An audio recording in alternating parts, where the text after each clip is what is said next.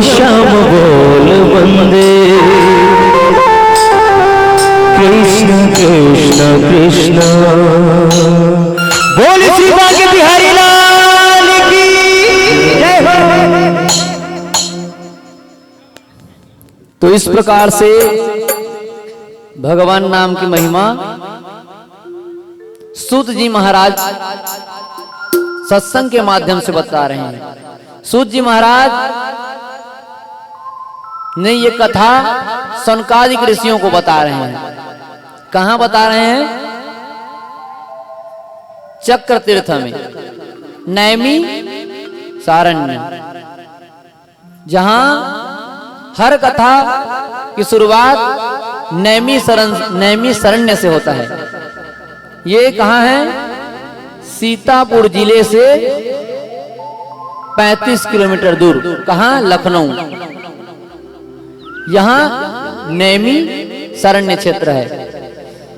जितनी भी कथा निकलती है वे इसी क्षेत्र से, नैमी शरण क्षेत्र से निकलती है। चाहे देवी भागवत हो, चाहे सत्यनारायण की कथा हो, चाहे शिव पुराण की कथा हो, क्योंकि यहाँ 88,000 ऋषि मुनि 10,000 वर्ष तक ये कथा किए। और कैसे किए? इनका नाम चक्र तीर्थ कैसे पड़ा? तो बहुत पहले जब सत्संग करने की इच्छा सनकादिक ऋषि मुनि करने लगे, सूत जी महाराज और सनकादिक बड़े बड़े ज्ञानी संत महात्मा विचार करने लगे कि हमें एक जगह एकत्रित होकर के सुंदर भगवान नाम का संकीर्तन करना चाहिए। जैसे अभी कुंभ मेला चल रहा है ना प्रयाग में, चाहते तो अपने अपने क्षेत्र में कर सकते थे सत्संग। उसी प्रकार सनकादिक 88,000 ऋषि मुनि और सूत जी महाराज विचार करने लगे कि ऐसा कौन सी जगह है जहां पे हम लोग 10,000 वर्ष तक सत्संग करें, है ना। जैसे अभी कुंभ चल रहा है, वहां सब लोग कथा कराने से पहले, सत्संग करने से पहले उस जगह को क्या किए? मैनेजमेंट किए ना, बनाए, बहुत दिनों से लगे रहे। तो 1 माह के लिए कितना तैयारी करना पड़ता है। उसी प्रकार 1 सप्ताह कथा करने के लिए, है ना, 1 सप्ताह की कथा है ना ये, इनकी तैयारी कितने दिन से चल रही है? बहुत दिनों से, 1 या 2 महीने से चल रहा है। लेकिन कथा होनी है केवल 7 दिन। तो 7 दिन कथा कराने के लिए हमें इतना टेंशन लेना पड़ता है। टेंशन कौन लेता है? टेन मतलब 10 और सूर्य, सन मतलब सूर्य, 10 सूर्य लेके बैठ जाते हैं हम लोग। और हमारे तारामंडल में 1 सूर्य है। अगर 1 सूर्य है तो आज पता चला सब लोगों को यात्रा में, कलश यात्रा में सब लाल हो गए थे, है ना, और नारा भी लगा रहे थे, है ना, टमाटर गोभी वाला। और सब लोग टमाटर गोभी जैसे ही हो गए थे, लाल वाल। तो 1 सप्ताह की कथा के लिए इतना मैनेजमेंट करना पड़ता है। तो 10,000 वर्ष के लिए कितना दिन करना पड़ेगा? और ऐसा कौन सा स्थान है जहां पे हम लोग कथा करें? हम लोग ये टेंट पंडाल लगाए हैं, केवल 1 सप्ताह गांव वाले लगाने देंगे, ज्यादा 10 दिन। उसके बाद बोलने आ जाएंगे कि रास्ता को बंद करके रखे हो। अगर आप लोगों को कथा करानी है तो 1 महीने क्या 1 साल कथा कराओ, लेकिन ये जगह क्या है? रोड है, मार्ग है, इसको छोड़ दो। तो साधु संत 88,000 ऋषि मुनि विचार करने लगे। बड़े बड़े सिद्ध संत विचार किए। उसके बाद ब्रह्मा जी के द्वार पे चले गए। ब्रह्मा जी के द्वार पे ऐसे कोई नहीं पहुंच सकता। जिनके पास अनेक सिद्धियां हो वो आज भी संत भगवान के दर्शन करने जा सकते हैं, है ना। आज भी बड़े बड़े सिद्ध संत हैं जो कई वर्षों से बैठे हैं। तो सोचो उस समय कितने सिद्ध महात्मा रहे होंगे। तो सब 4-5 संत, सिद्ध संत मिलकर के ब्रह्मा जी के द्वार पे गए और कहने लगे, हे ब्रह्मदेव महाराज, हम आपके चरणों को प्रणाम करते हैं और हम एक प्रार्थना लेकर के आए हैं कि हमें ऐसा कोई स्थान बताइए प्रभु, जिस स्थान पे हम लोग 10,000 वर्ष तक कथा कर सके। तो ब्रह्मा जी विचार करने लगे, मैंने तो इसे बहुत जगह बनाए, लेकिन कोई भी ऐसा जगह मेरे नजर में नहीं दिख रहा है। तो प्रार्थना करने के बाद ब्रह्मा जी से ब्रह्मा जी विचार किए और कहने लगे, हे सिद्ध संतों, मैं तुम्हें एक मार्ग बता सकता हूं। वो मार्ग है मेरा चक्र, और मेरा चक्र तुम्हें वो स्थान बताएगा। और ब्रह्मा जी ने अपना चक्र छोड़ दिए और वे चक्र आगे आगे चलते गए और सिद्ध संत पीछे पीछे चलते गए, और वही जाकर के नैमिषारण्य अर्थात जंगल में एक नैमी पड़ा ना, चक्र का नेमी जहां पड़ा, उस अरण्य को नैमिषारण्य पड़ा। बोली नैमिषारण्य महाराज की। ऐसे तीर्थ का नाम पड़ा। तो 10,000 वर्ष तक तपस्या के लिए वे जगह गए और जा करके सुंदर संत महात्मा एक जगह एकत्रित होकर बैठ गए। और श्रोता बने कौन? सनकादिक 88,000 ऋषि मुनि। सनकादिक 88,000 ऋषि मुनि श्रोता बने और सूत जी महाराज व्यास नारायण बने, और सुंदर ऐसे बैठ करके कथा के लिए बैठ गए। और कहने लगे सिद्ध संत कि हे सूत जी महाराज, हमें ऐसा कोई कथा बताइए, आपके ऊपर गुरु की कृपा है। अज्ञान विध्वंस कोटि सूर्य समप्रभा, सूतख्यं कथासारं मम कर्ण रसायनम्। भक्ति ज्ञान विरागवतो विवेको वर्धते महा, माया मोह निरासश्च वैष्णवी क्रियते कथा।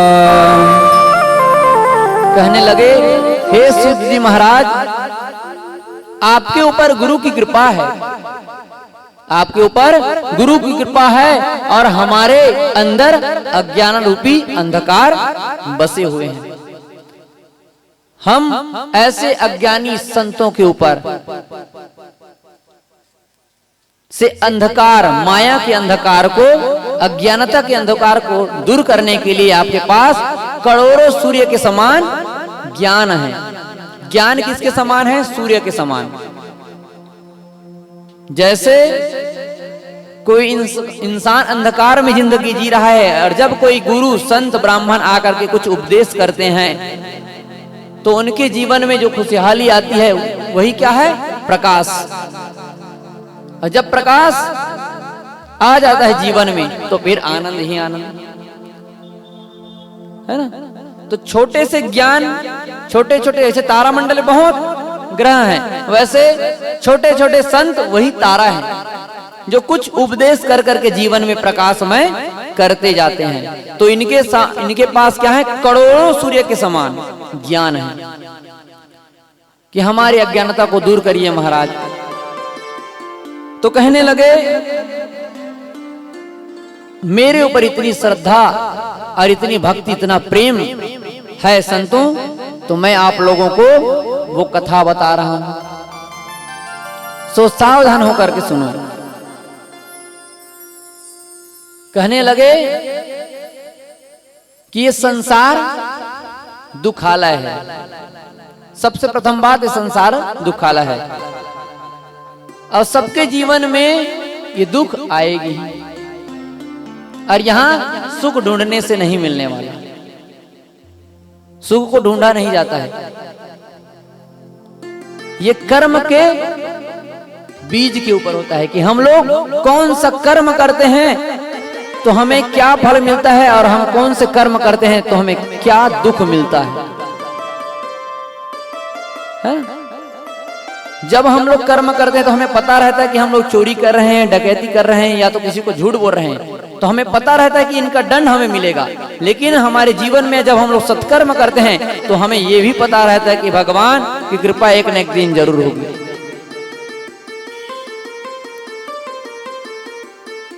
काल व्याल मुख ग्रास दास निर्वास हेतवी, काल रूपी सर्प के हम लोग मुख में बैठे हुए हैं और ना जाने कब मृत्यु हो जाए ये हमें पता नहीं। लेकिन जिस दिन हमें पता चल जाता है कि हमारे मृत्यु इस दिन में है तो फिर हमारा जीना मुश्किल हो जाता है। जैसे राजा परीक्षित को पता चल गया कि 7 दिन में आपकी मृत्यु हो जाएगी, तो उनका तो फिक्स है कि 7 दिन में मृत्यु हो जाएगी आपका, लेकिन हमारा तो फिक्स नहीं है। फिक्स है कि हम लोगों का फिक्स नहीं है। भगवान 7 दिन की महिमा बताए, क्योंकि ये परंपरा कब से चल रही है?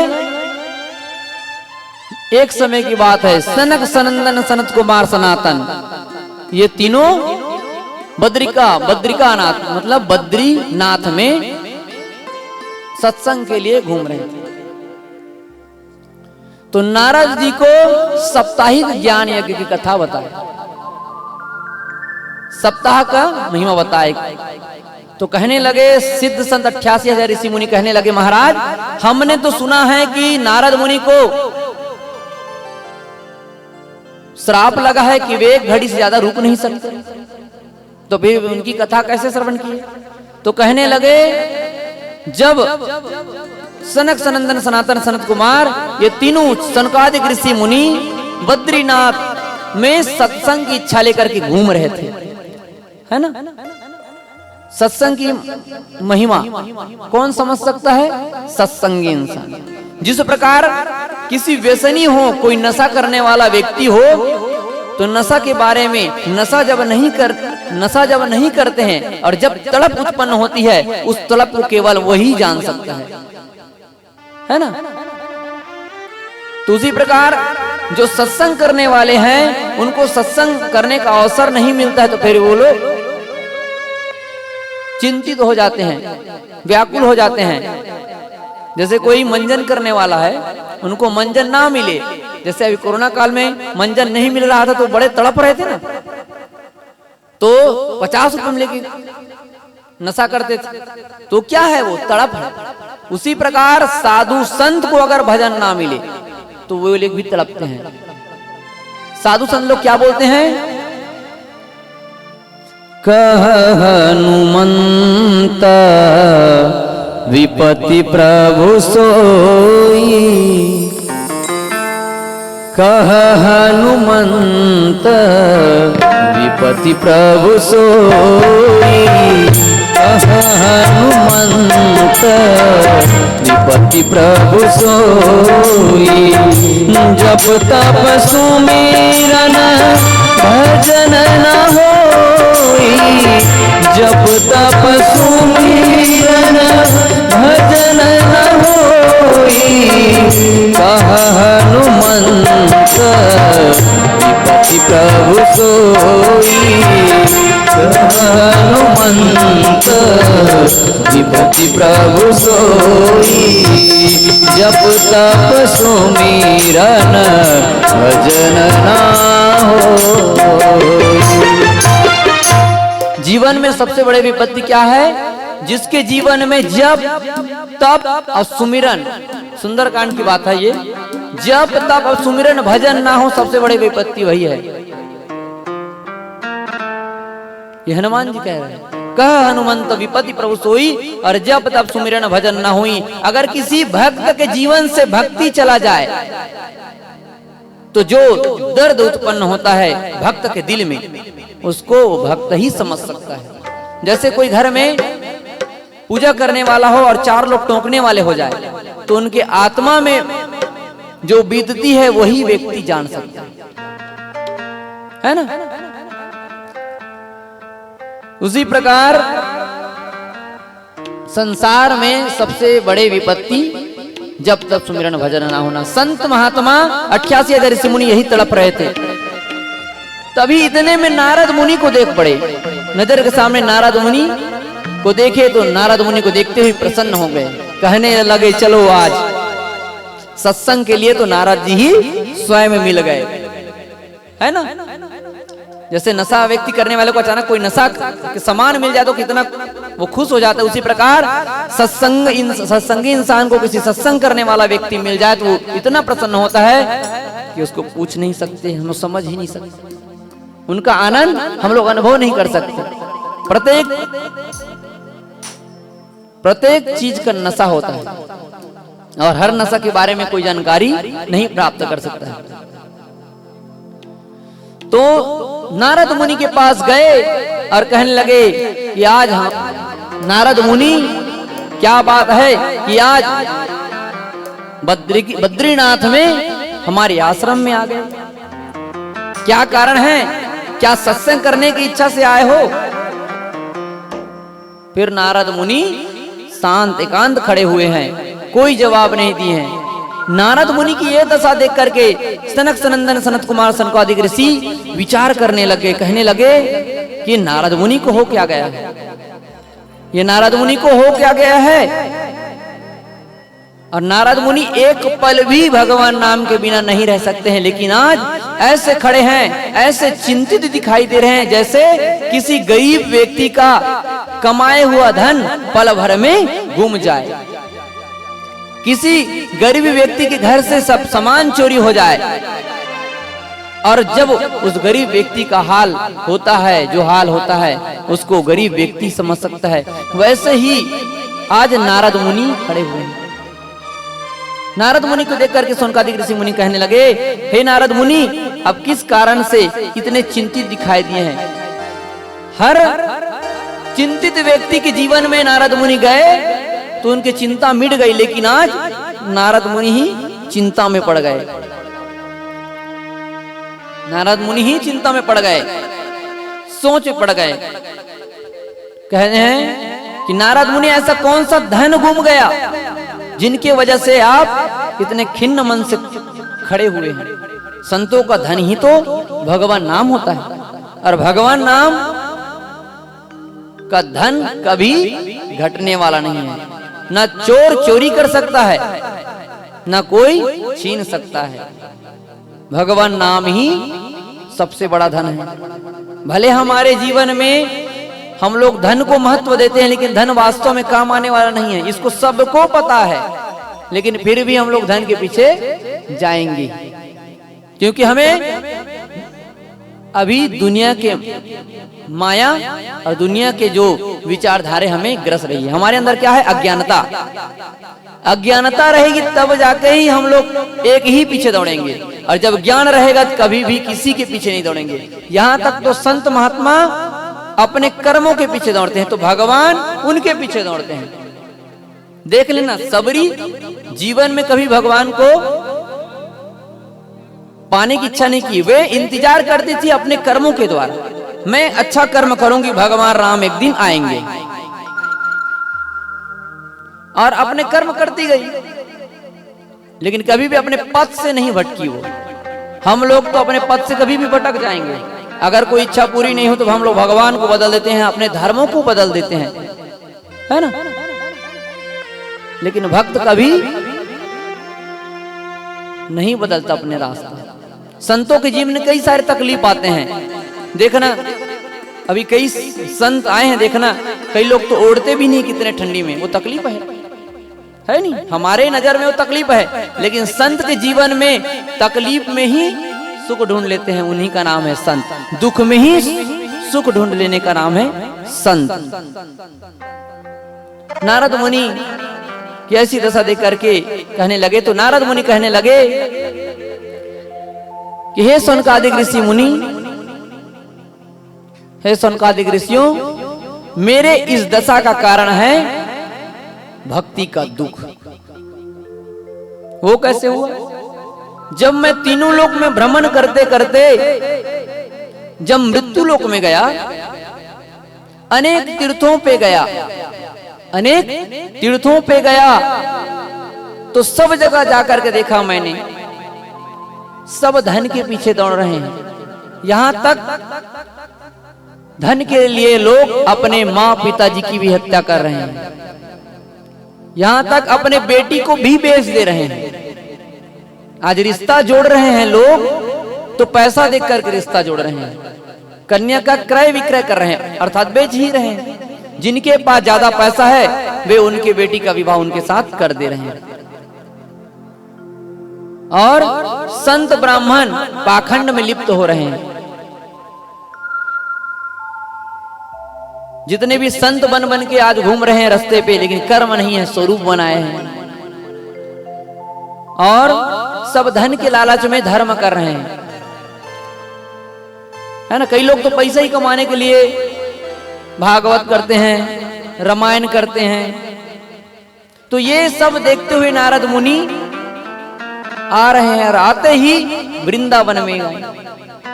वृंदावन में आकर के देखे तो सबके अंदर तो आनंद है, भक्ति है, पर किसी के यहाँ ज्ञान और वैराग्य नहीं है। आज भी देखना भक्ति उमड़ती है लेकिन ज्ञान वैराग्य आता है? कोई भक्ति के मारे तो लोग वृंदावन तो चले जाते हैं, लेकिन वहां जाने के बाद ज्ञान और वैराग्य नहीं आता। ज्ञान नहीं होता उनको, न वैराग्य नहीं होता। हाँ, दुनिया को देखो, दुनिया में कोई किसी का नहीं होता, ये सब जान लेंगे, लेकिन जब जान लेंगे तो वैराग्य हो जाएगा, है ना। भक्ति तो हमारे अंदर है, भगवान के प्रति हम लोग पूजा तो करना चाहते हैं, लेकिन हम छोड़ना नहीं चाहते पैसा को भी। हम लोग पैसा को भी छोड़ना नहीं चाहते हैं और भगवान को भी नहीं छोड़ना चाहते हैं। माया को भी पाना चाहते हैं और राम को भी पाना चाहते हैं, तो माया और राम एक साथ नहीं मिल सकता है। यही समस्या एक बार भगवान जन्म लिए उस समय हुआ।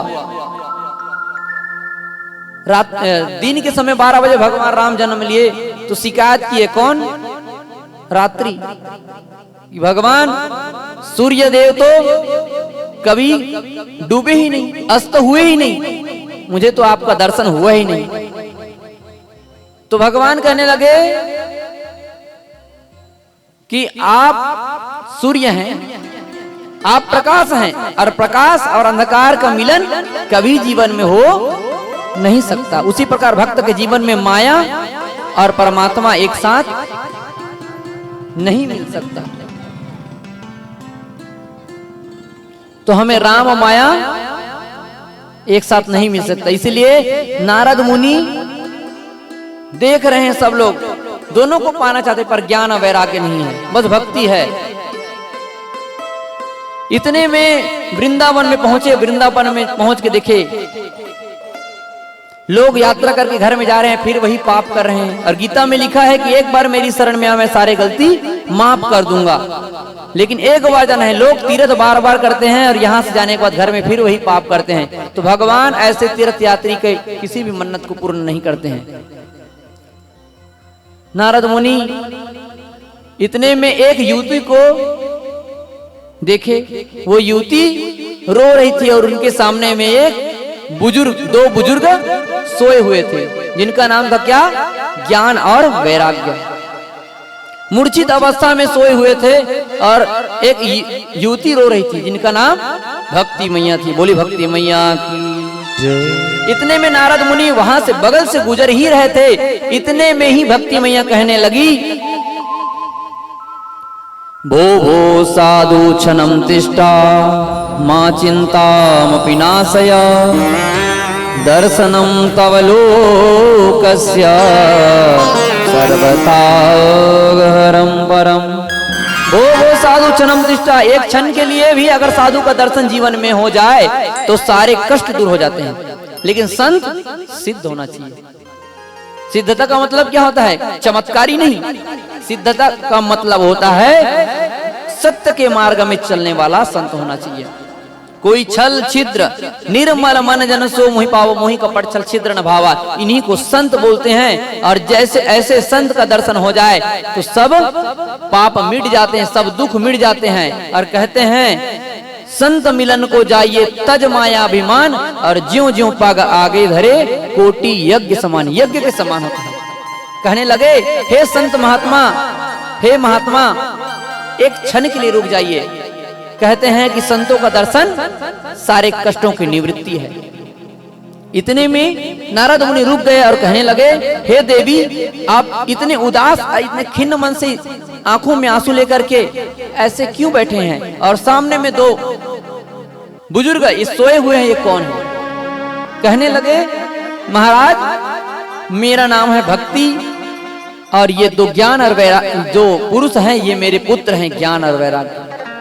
ये दशा देख करके नारद मुनि सोच में पड़ गए, हे भगवान बताओ, ये युवती 16 वर्ष की दिख रही है, लेकिन पुत्र बता रही है 50-50 वर्ष की।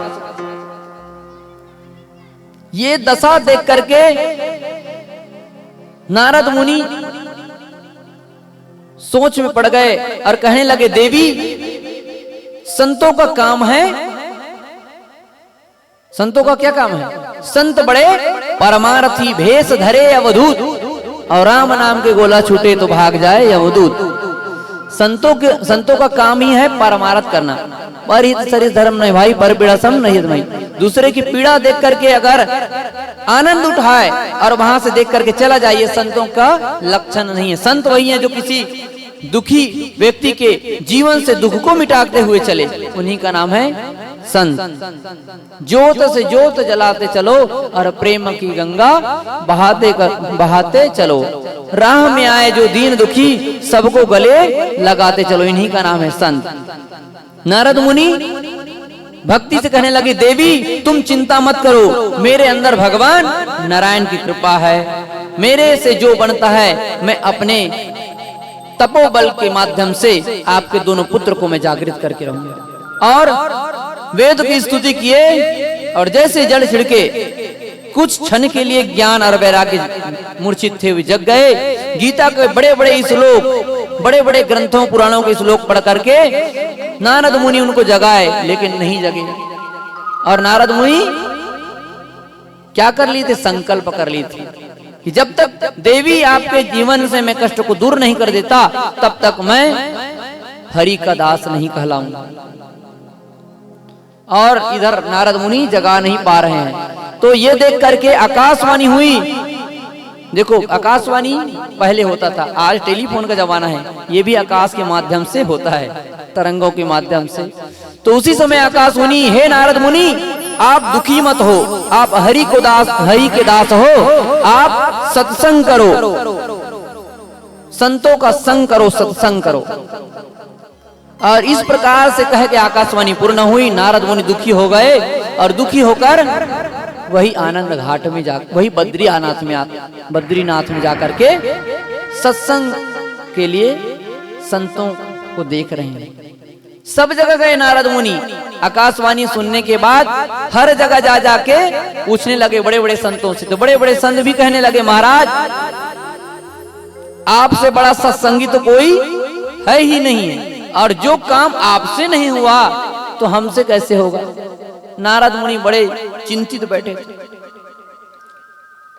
तो इसीलिए बद्रीनाथ में जाकर के खिन्न मन से खड़े हुए थे कि मैं क्या करूं जिससे मेरे संकल्प पूर्ण हो और भक्ति के दुख को दूर कर सकूं, ऐसे कोई संत मिले। इतने में सनक सनंदन सनत कुमार आकर के यही प्रश्न पूछ लिए। तो कहने लगे, बस नारद, इतनी सी बात पे इतने खिन्न और इतने दुखी, आप एक काम करो, श्रीमद् भागवत महापुराण की कथा श्रवण करो। तो कहने लगे, श्रीमद् भागवत महापुराण क्या है? श्रीमद् भागवत महापुराण वेदों का सार है।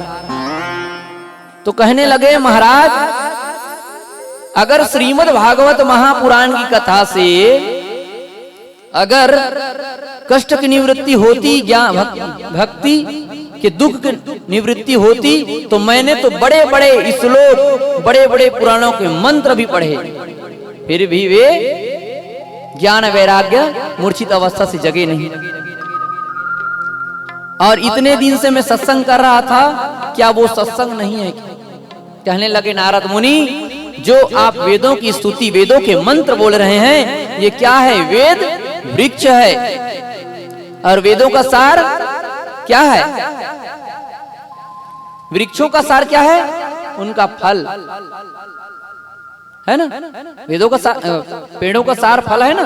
जब तक पेड़ में फल ना हो तब तक पेड़ की महिमा होती। इधर भक्ति मैया कि जो मूर्छित जो पुत्र थे, ज्ञान और वैराग्य धीरे धीरे धीरे धीरे जगना आरंभ हुए। मानो धीरे धीरे ऊर्जा उनके अंदर प्रवेश कर रही है, अज्ञानता दूर हो रही है। एकदम से कोई इंसान ठीक नहीं होता। डॉक्टर अगर कोई गोली दे दे तो एक दिन में ठीक हो जाता है? कोई नहीं होता है। उसी प्रकार किसी के जीवन में विद्या आ रही तो धीरे धीरे आता है। जब हम लोग पहली क्लास जाते हैं, दूसरी क्लास जाते हैं, ऐसे करते करते पूर्णता आती है। उसी प्रकार जैसे जैसे अध्याय पूरा होता गया, भक्ति ज्ञान वैराग्य जैसे ही 12 स्कंद पूर्ण हुए, 12 स्कंद की कथा श्रवण करे तो भक्ति मैया अपने ज्ञान वैराग्य पुत्र के साथ आकर के उसी हरिद्वार के आनंद घाट में सुंदर आनंद की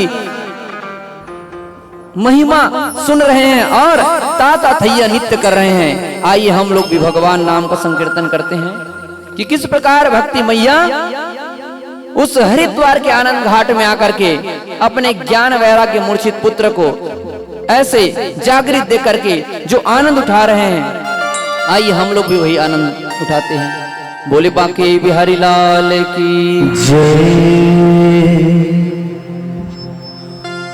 गोविंद गोविंद गाइए रे, सभी ताली से देते हुए ना, गोपाल कृष्ण गाए। गोविंद गोविंद गाइए रे, गोपाल कृष्ण गाए। गोविंद गोविंद गाइए रे, भाई राधे गोपाल कृष्ण गाए। गोविंद गोविंद गाइए रे, मीरा के नाच को मनाइए रे। गोविंद गोविंद गाइए रे, मीरा के नाच को मनाइए रे। गोविंद गोविंद गाइए रे, गोपाल कृष्ण गाए। गोविंद गोविंद गाइए रे, गोपाल कृष्ण गाए। जय हो राधे।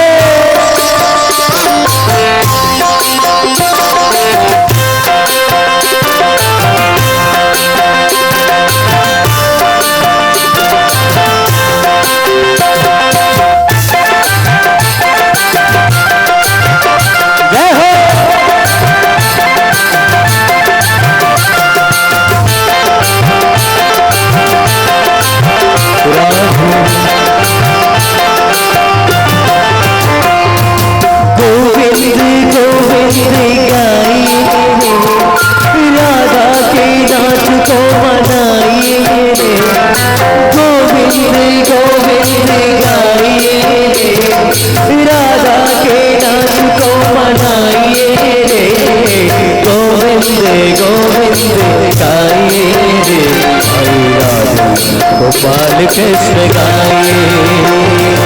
गोविंद गोविंद गाइए रे, गोपाल कृष्ण गाए।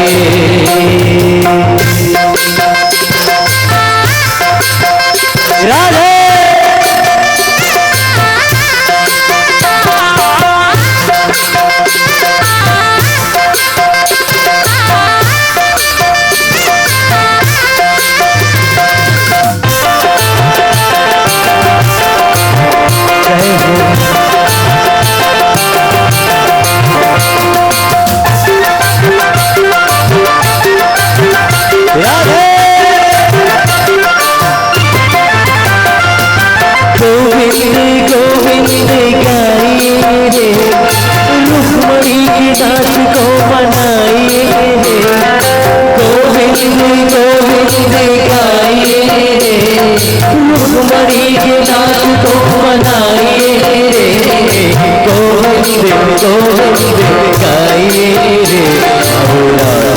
गोपाल कृष्ण गाए। गोविंद गोविंद गोविंद गाइए रे, राधे गोपाल कृष्ण गाइए। गोविंद गोविंद गाइए रे, गोपाल कृष्ण गाइए। गोविंद गोविंद गाइए रे, गोपाल कृष्ण गाइए। गोपाल कृष्ण गाइए, गोपाल कृष्ण गाइए। बोल श्री बांके बिहारी लाल की जय। तो भक्ति और ज्ञान वैराग्य मूर्छित भी जाकर के हरि के नाम का गान कर रहे हैं। सुनकादिक 88,000 ऋषि मुनि ये कथा सुनकर के बड़े प्रसन्न हो गए। तो सूत जी महाराज कहने लगे, हे सुनकादिक ऋषि मुनि महात्माओं, ये श्रीमद् भागवत महापुराण स्वयं भगवान कृष्ण के वाम अंग प्रतिमूर्ति स्वरूप है, स्वयं कृष्ण है, कृष्ण के अंश हैं। इनमें 18,000 श्लोक और 335 अध्याय हैं।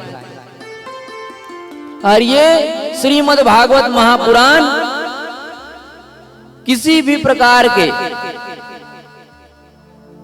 दुख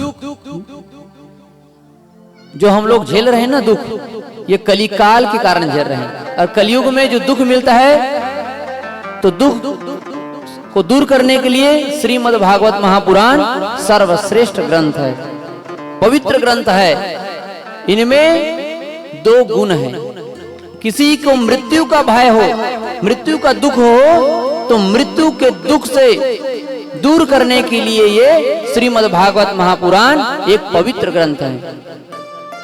जैसे ही राजा परीक्षित को श्राप लगा ब्राह्मण बालक के द्वारा, तो राजा परीक्षित दुखी हो गए। तो उसी समय सुखदेव जी महाराज ने यही 18,000 श्लोक 335 अध्याय की कथा श्रवण कराए और अंत में पूछे, बताओ राजा परीक्षित, तुम्हें किसी चीज का भय है? तो परीक्षित जी महाराज कहने लगे, हे सुखदेव जी महाराज, अब तो मेरे को करोड़ों सर्प ही क्यों न काट ले, पर मुझे कोई दर्द और कोई भय होने वाला नहीं है। क्योंकि जिन्हें वास्तविकता का पता चल जाता है, उन्हें किसी प्रकार का दुख नहीं मिलता। जब हमें पता चल जाता है कि दुनिया क्या है, तो फिर दुख में हम रहना बंद कर देते हैं। दुनिया को छोड़ के हम लोग चले जाते हैं। हम लोग सोचते हैं ना कई बार कि अमुक व्यक्ति साधु बन गया, जैसे जैन मुनि बन जाते हैं, करोड़ों की संपत्ति छोड़ करके देखना जैन मुनि लोग चले जाते हैं। तो वास्तविकता का जब पता चलता है, तो फिर हम लोग दुनिया के नहीं रहते हैं। हमें लगता है कि दुनिया में रहने वाले व्यक्ति सुख हैं, पैसा ही सुख का कारण है, नहीं है ना। इसी प्रकार राजा परीक्षित तो राजा थे, चाहते तो कई कार्य कर सकते थे। अपने शरीर को बचाने के लिए कई वैद्य, कई डॉक्टर, कई सैनिक लगा सकते थे अपने तन को बचाने के लिए। लेकिन क्या किए? वो सब समझ गए कब? जब संतों का संग मिला। जब हमें पता चल जाए ना कि दुनिया किसी की नहीं है, तो हमें सत्संग में लग जाना चाहिए। और जो व्यक्ति सत्संग में लग जाता है, तो उन्हें किसी के पास जाने की जरूरत नहीं, उन्हें सब कुछ यहीं मिल जाता है ना। तो भय से मुक्त करने के लिए और मृत्यु जैसे भय से मुक्त करने के लिए श्रीमद् भागवत महापुराण अमृत के समान है। और ये बड़े से बड़े पापी को तार सकता है। इतनी शक्ति श्रीमद् भागवत महापुराण में है कि बड़े से बड़े पापियों को भी मुक्ति दिला सकती है। हम लोग कहते हैं ना, श्रीमद् भागवत भगवान की आरती पापियों को पाप से तारती। बड़े बड़े पापियों को तारने वाली एक ही ग्रंथ है जिनका नाम श्रीमद् भागवत महापुराण है। बोल श्रीमद् भागवत महापुराण की जय। तो कहने लगे, क्या किसी पापी को श्रीमद् भागवत महापुराण के द्वारा मोक्ष मिला?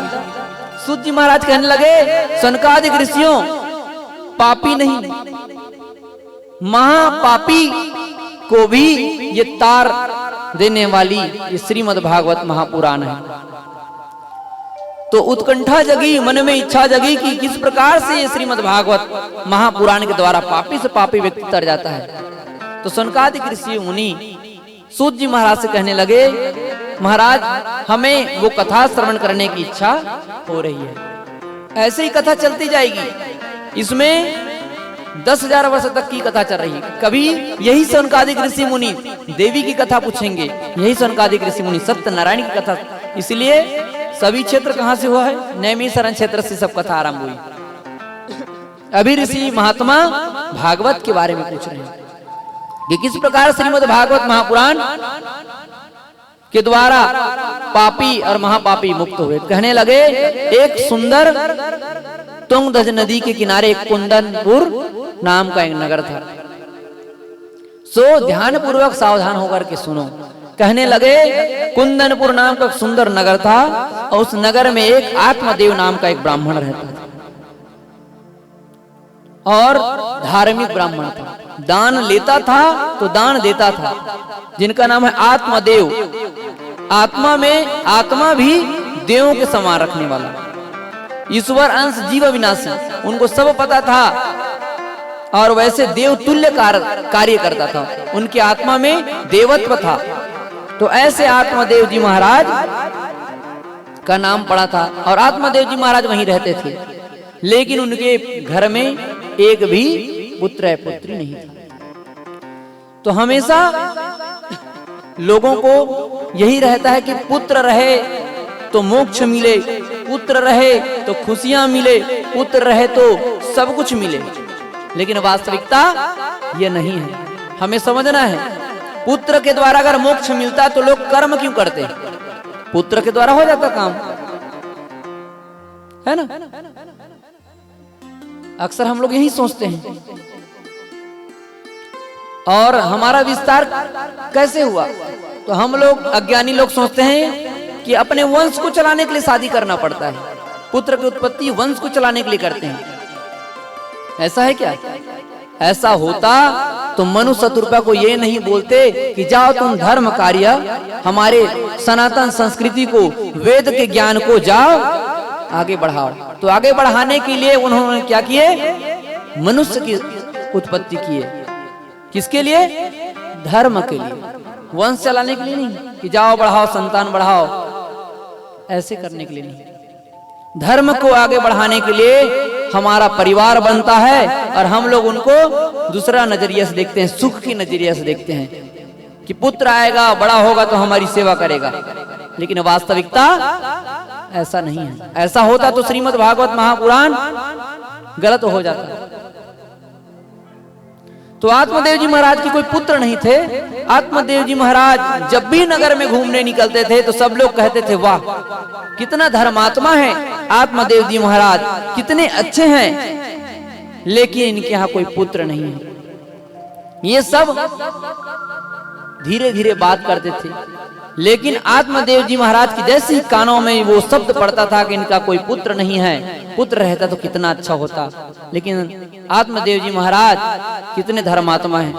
ये शब्द सुन सुन के आत्मदेव जी महाराज को आत्मग्लानि हुई कि मेरा भी कोई पुत्र होना चाहिए। ये क्या है? विकार। आत्मदेव जी महाराज देवत्व कि जैसे भाव रखने वाले थे, लेकिन विकार तब पकड़ती है जब हम दूसरे की बात को पकड़ लेते हैं जीवन में। दुख कब मिलती है बताऊं? दुख मिलने का एक कारण है जब हम दूसरों के बात को और दूसरों के जीवन शैली को अपने जीवन में उतारना चाहते हैं। सबसे बड़ा दुख वही है। कोई बोल दे हमें चोर, तो हम लोग वही बात को लेकर के टेंशन में हो जाते हैं, 100 सूर्य लेके बैठ जाते हैं। दुख का कारण कुछ नहीं है। दुख का कारण एक है, अगर कोई व्यक्ति अपने जीवन शैली अच्छे से जी रहा है तो हम लोग भी चाहते हैं कि हमारा जीवन शैली वैसी हो। हम लोग धारावाहिक देखते हैं, कोई अच्छे से साड़ी पहन ले तो हम लोग भी वही कामना करते हैं कि हमारे पास भी वही साड़ी हो। अगर साड़ी ना हो तो घर में पति को लड़ के मांगते हैं, झगड़ के मांगते हैं और ना जाने क्या क्या नहीं करते हैं, कलह मचा देते हैं घर में कई लोग। तो ये क्या है? विकार। हम दूसरे को, विकार दो तरीका से होता है, एक किसी के शब्दों के द्वारा, एक नेत्रों के द्वारा। कानों के द्वारा अंदर प्रवेश करती है और एक नेत्रों के द्वारा देख करके। सूरदास जी महाराज ऐसे ही थे। उनके जैसे सूरदास जी महाराज किसी स्त्री को देखते थे तो आकर्षित हो जाते, तो सूरदास जी महाराज अपने आंखों को ही फोड़ दिए। ना रहेगी बांस और ना बजेगी बांसुरी है।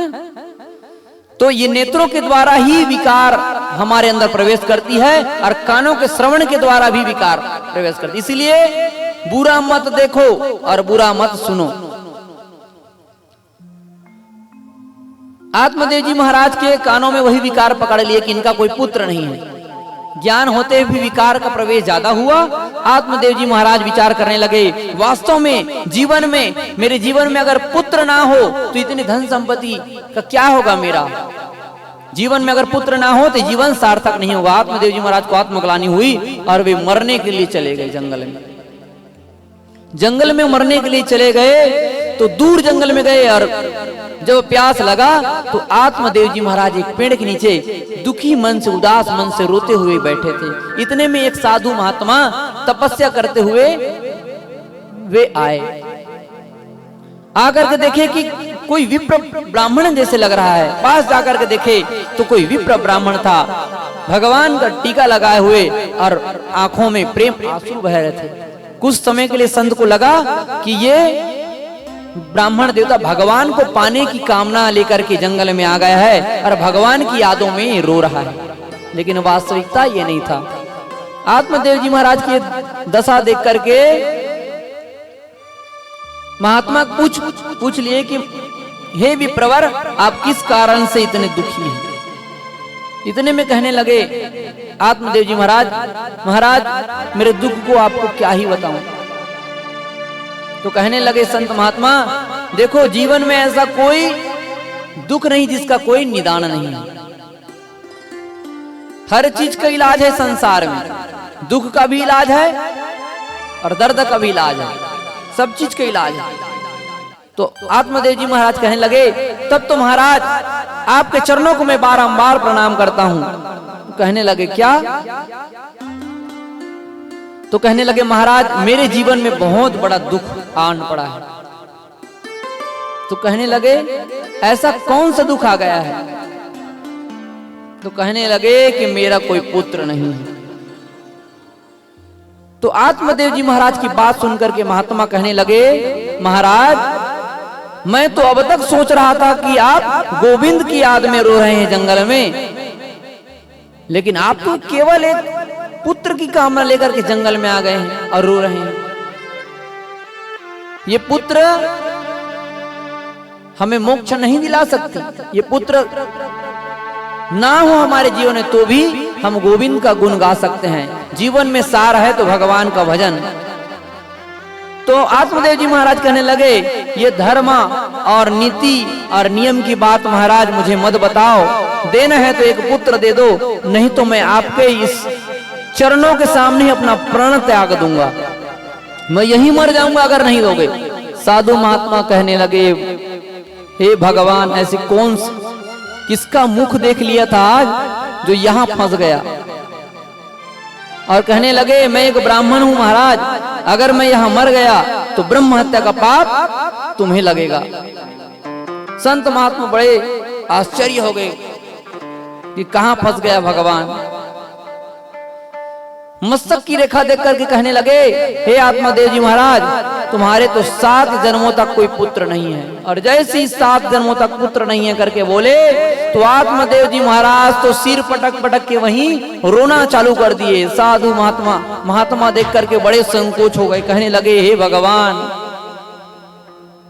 ये विप्रवर के ऐसी दशा। आत्मदेव जी महाराज कहने लगे, अब तक तो मुझे एक जन्म का दुख इतना सता रहा था, अब तो 7 जन्मों का दुख सताने लगे महाराज। अब तो मैं प्राण ही त्याग दूंगा। अगर मेरे को पुत्र नहीं मिला, अगर मुझे आप पुत्र के आशीर्वाद नहीं दिए तो मैं यही आपके सामने तुरंत मर जाऊंगा।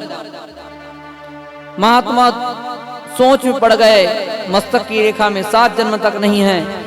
फिर भी महात्मा एक फल अपने झोली से निकाले और कहने लगे आत्मदेव जी महाराज ऐसा अपराध ना करें, क्योंकि मरना बहुत बड़ा अपराध है।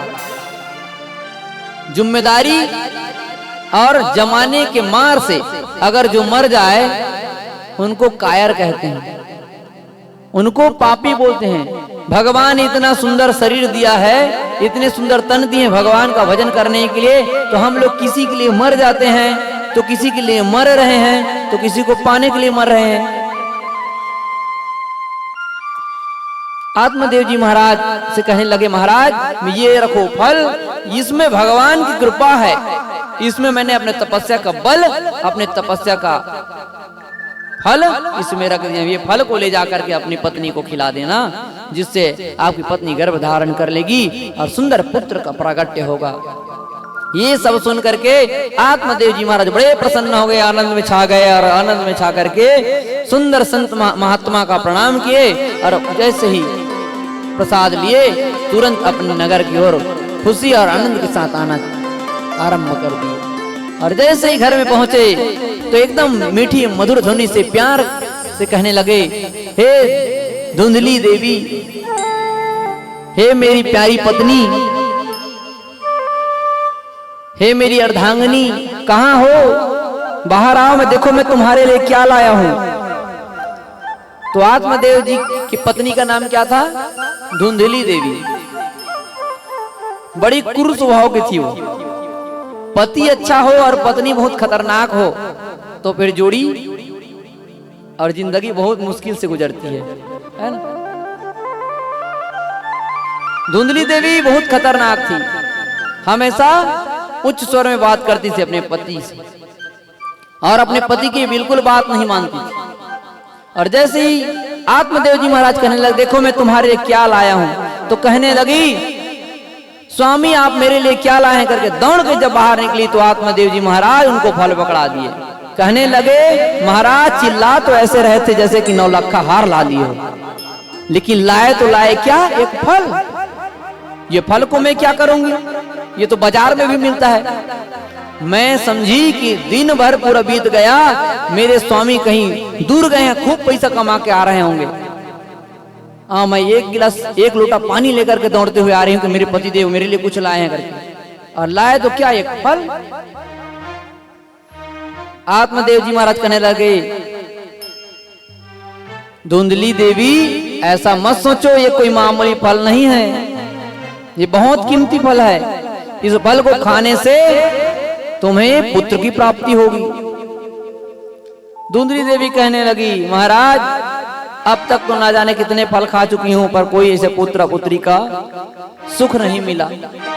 कहने लगे, इस फल से निश्चित ही आशीर्वाद मिले, निश्चित ही आपको पुत्र की प्राप्ति होगी। तो धुंधली देवी कहने लगी, ठीक है पतिदेव, ये फल मुझे दे दो, मैं फल को बाद में खा लूंगी, आप पानी पियो। और आत्मदेव जी महाराज बड़े प्रसन्न होकर के नगर की ओर अपने दिनचर्या बिता रहे हैं। और इधर धुंधली देवी संकोच और चिंतित होकर के एक जगह उस फल को लेकर बैठी है। कहने लगी कि अगर इस फल को खा लेती हूं तो हमारे नगर में बड़े बड़े डाकू चोर आते हैं, अगर आएंगे, अगर मैं गर्भ धारण करी रहूंगी, अगर मैं पेट में मेरा बच्चा रहेगा तो मैं भाग नहीं पाऊंगी। और विचार कर रही कि अगर मेरा पेट बड़ा हो जाएगा तो मेरे यहाँ कोई काम करने के लिए नौकरानी आएगी, तो कई सारे धन टपका के ले जाएगी चोरी करके, है ना। छुप छुपा के हमारा धन पूरा गायब कर देगी। नाना प्रकार के विकार उनके मन में आ रही हैं। इतने में एक सहेली आई, बगल वाली पड़ोसन, कहने लगी, बहन ऐसे चिंता उदास क्यों बैठी हो? तो कहने लगी, क्या बताऊं बहन, मेरे पतिदेव दिन भर घूम के दोपहर सवेरे से गए थे, दोपहर में आए, और आए तो दिए तो एक फल, और कहते हैं कि ये फल को खाने से पुत्र की प्राप्ति होगी, लेकिन मैं ये फल को खाना नहीं चाहती हूं। तो कहने लगी, देवी हे धुंधली बहन इस फल को खा लो। ना जाने कितने लोग तुम्हें ताना देते हैं कि कोई पुत्र नहीं है। तो कहने लगे हो सकता है मेरे पति देव ने कोई रचना रचा होगा कि मेरी पत्नी तो गर्भ धारण नहीं करती है, तो इस फल में मैं जहर मिला के खिला देता हूं ताकि मैं दूसरा पत्नी ला सकूं। ये विचार करके कहीं तो नहीं ला लिए। अगर जैसे ही मैं गई इस धाम को छोड़ करके वे दूसरा ला लेंगे, ये विचार करने लगे। तो कहने लगी बहन बात ऐसा नहीं है, इसको इस फल को संत दिए हैं और आपके पति दिए हैं, तो पति के ऊपर विश्वास होनी चाहिए। हम लोग पति के ऊपर विश्वास करते हैं? कई लोग तो करते ही नहीं। आजकल शक करते हैं सब लोग, विश्वास कम शक ज्यादा करते हैं। और रिश्ता में क्या करना है? विश्वास करना है। मंत्र में क्या करना है? विश्वास करना है। बालकांड में लिखा है मंत्र जप दृढ़ विश्वासा। जब तक जीवन में विश्वास नहीं होगा तब तक आप आगे बढ़ ही नहीं सकते। शादी होता है विश्वास दिलाते हैं। कैसे विश्वास? 7 वचन दिला के। 7 वचन दे रही हूं, मेरा विश्वास करो, मैं तुम्हारे वहां अंग में आऊंगी। 7 वचन पुरुष को भी देते हैं। ये क्या है? विश्वास। मंत्र जब दृढ़ विश्वासा। तो कहने लगी बहन अपने पति के ऊपर विश्वास करो। पति कभी पत्नी के बारे में गलत नहीं सोच सकते हैं। हो सकता है इस फल में संतों का आशीर्वाद हो। तो कहने लगी कि बहन आजकल मार्केट में कई नए संत आए हैं, कुछ भी फल को दे रहे हैं और पैसा ले रहे हैं। तो कहने लगे बहन समाज में कुछ ऐसे भी संत हैं जो अगर कोई भभूति भी दे दे तो सब काम हो जाता है। सबरे संत ऐसे नहीं होते हैं। हो सकता है कोई सिद्ध संत हो और तुम्हारे पति देव को मिल गया हो, ये फल को खा लो बहन।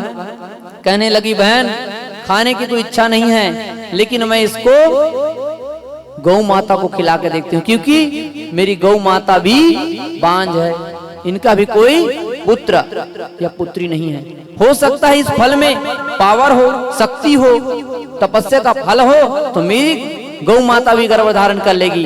तब मुझे पता चल जाएगा कि हाँ इसमें तपस्या का फल था, संत का आशीर्वाद था। ये सब सुनकर के सखी कहने लगी बहन तुम्हें जो करना है तुम करो, मैं तो अपने घर की ओर चली। इतने में उसकी बहन आ गई। कहने लगी धुंधली बहन ये क्या, कैसे खिन्न मन से बैठी हूँ? कहने लगी कि बहन क्या बताऊं, तुम्हारे जीजा जी ने एक फल ला के दिए हैं, इसको खाने से गर्भ धारण हो जाता है। कहने लगी बहन आजकल ये सब मार्केट में नए संत आ रहे हैं, कुछ भी दे रहे हैं, मत खा। ये फल गौ माता को खिला दे। दोनों का विचार मिल गया, इनका भी विचार मिल गया, गौ माता को खिला दो, उनका भी विचार मिल गया। और तुम्हें बहन अगर कोई पुत्र चाहिए तो मैं ही तुम्हारी बहन हूँ। मेरे तो 4-4 पुत्र हैं, 5-5 पुत्र हैं, और आज भी मैं गर्भधारण हूँ। कुछ महीने के बाद मेरा भी कोई पुत्र या पुत्री का प्राकट्य होगा तो मैं उसे आपको दे दूंगी। तुम्हारे यहाँ खाने के लिए बहुत सारा है, पर खाने वाला कोई नहीं है। हमारे यहाँ खाने वाले समय पर खाने के लिए कुछ भी नहीं है। तो बहन मैं अपने एक पुत्र तुम्हें दे दूंगी, उसका लालन पालन करना, ना पेट का दर्द सहना पड़ेगा और ना ही कुछ करना पड़ेगा। ये फल गौ माता को खिला दी। गौ माता को फल खिला दी। पति को झूठ बोलती रही, प्रत्येक दिन ऐसे बोलकर के उसकी बहन चली गई और प्रत्येक दिन कपड़ा अपने पेट में डालती गई। जैसे एक महीना होता था कपड़ा, एक मोटरी कपड़ा छोटे वाला बनाती थी, पेट में डालती थी। धीरे धीरे महीना बढ़ता था, 8 महीने में 8 मोटरी छोटे कपड़ा डाल के जैसे 9वां महीना हुआ तो पूरा 1 मोटरी कपड़ा पेट में बांध ली। और हर दिन बोलती थी 8वां महीना होने के बाद, महाराज पेट में बहुत दर्द हो रहा है महाराज। तो आत्मदेव जी महाराज पेट को छूने के लिए जाते थे तो छूने भी नहीं देती थी। हम लोग सुनते हैं ना कि पेट छूने से लात मारता है बच्चा खेल रहा है करके, ऐसा नहीं होता है, खेलता नहीं है बच्चा। पेट को नरक बोला गया है और नरक में कई यातनाएं मिलती है। पेट में ना जाने कितने गंदगी है ना।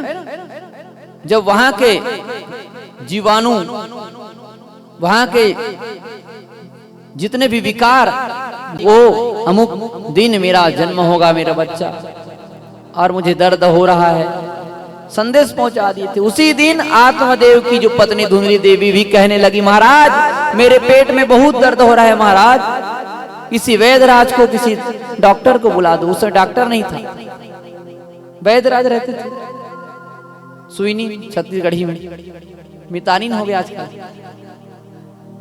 तो ये इनको बुला दो महाराज। तो आत्मदेव जी महाराज अकेले, धुंधली देवी भी अकेली।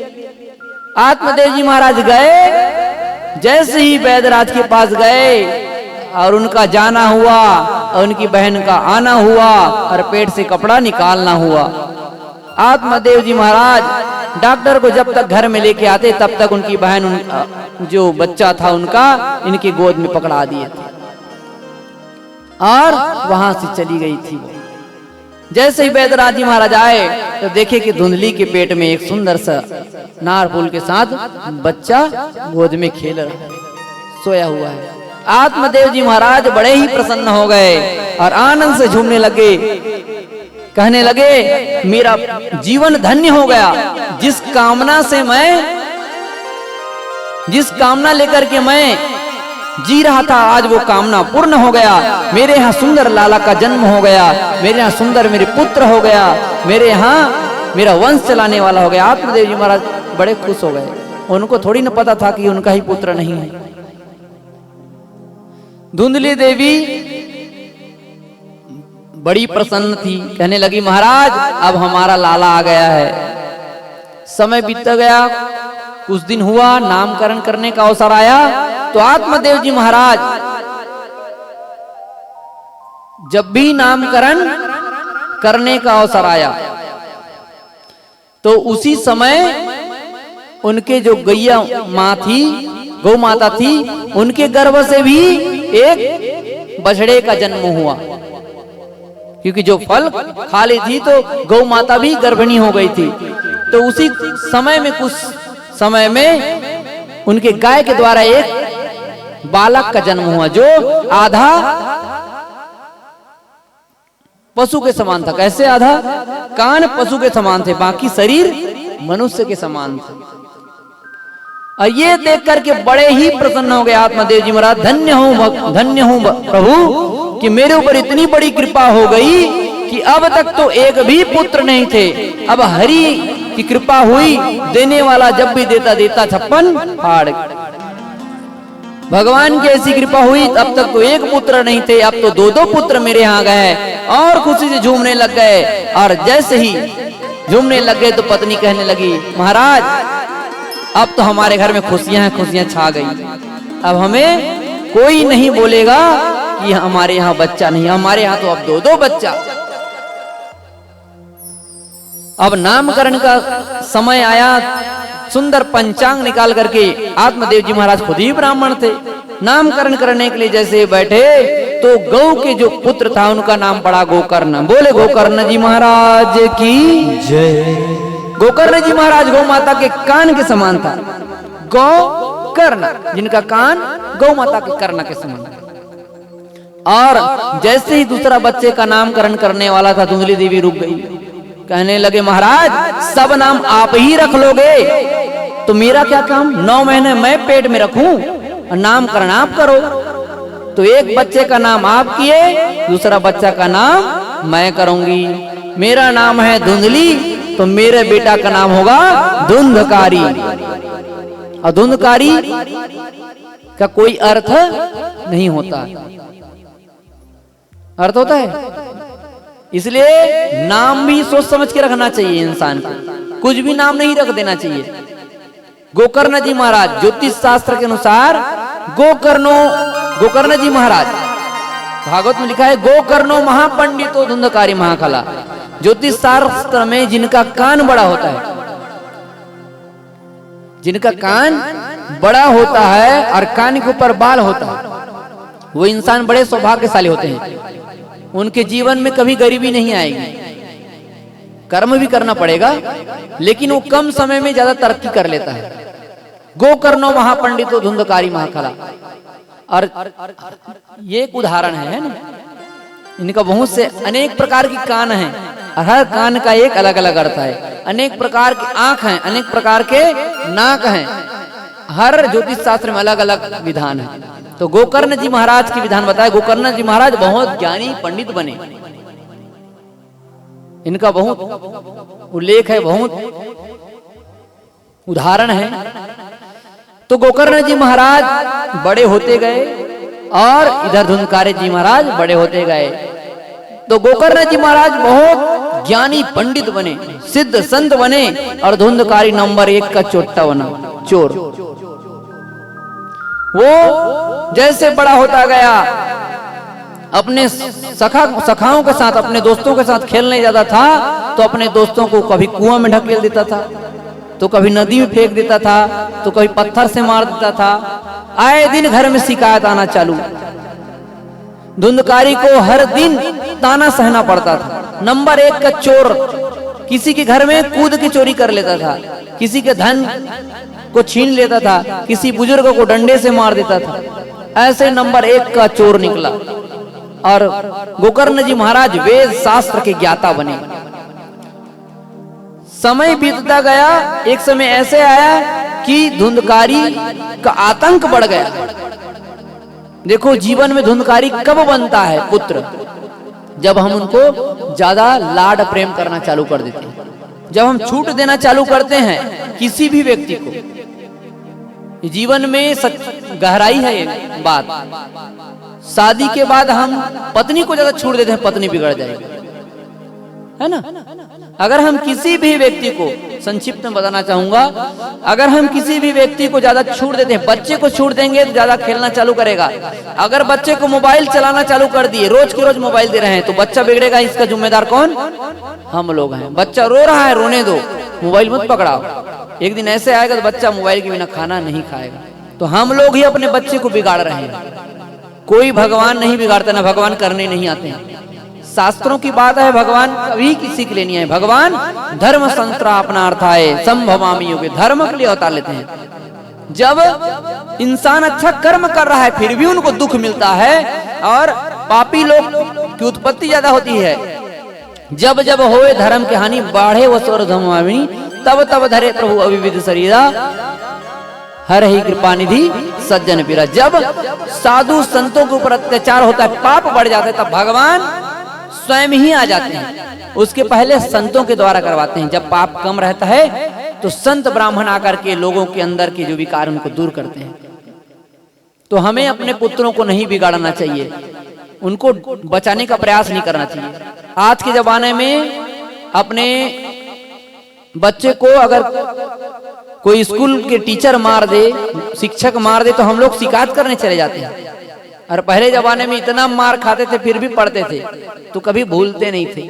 तो आज छूट मिला तो क्या हो गया, सब बच्चे बिगड़ रहे हैं। कोई तो स्कूल नहीं जा रहा है, स्कूल के बहाने उधर ही से घूम रहे हैं। तो क्या कारण है? हमारा ही कारण है। हम अपने बच्चों को बिगाड़ रहे हैं, इनका दोषी कौन है? हम लोग। वैसे ही इतने लाड प्रेम से, इतने मेहनत के बाद, इतने दिनों के बाद 2 पुत्र का प्रागट्य हुआ, इनको हम लोग मारेंगे नहीं। धुंधकारी नंबर 1 का बन गया और गोकर्ण जी महाराज पंडित बन गए, ज्ञानी पंडित।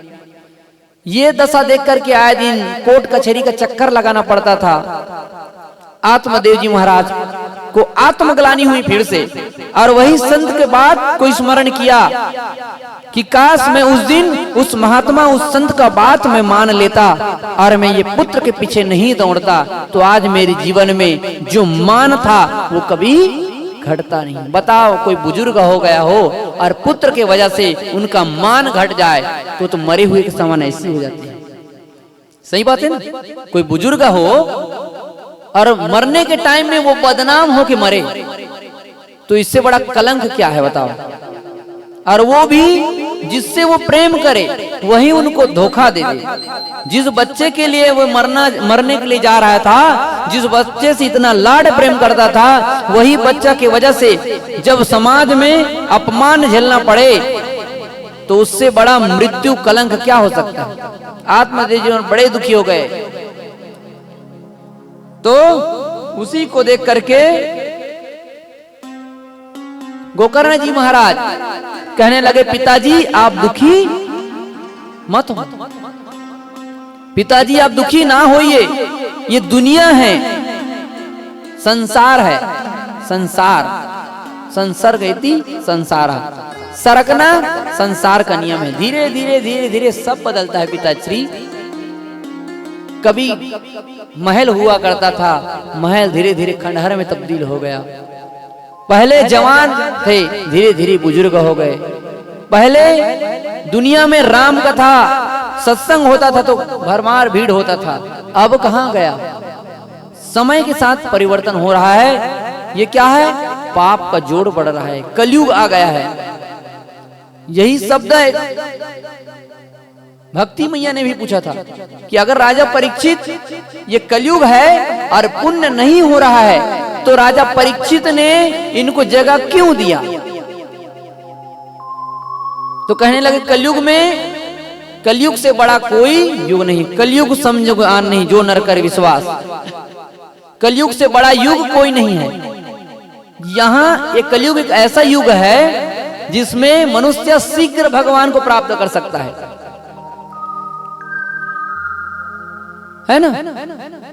कलयुग, कलयुग केवल नाम आधारा, कलयुग केवल नाम आधारा, सुमरी सुमरी नर उतरहि पारा, कलयुग केवल नाम आधारा, सुमरि सुमर नर उतरहि पारा।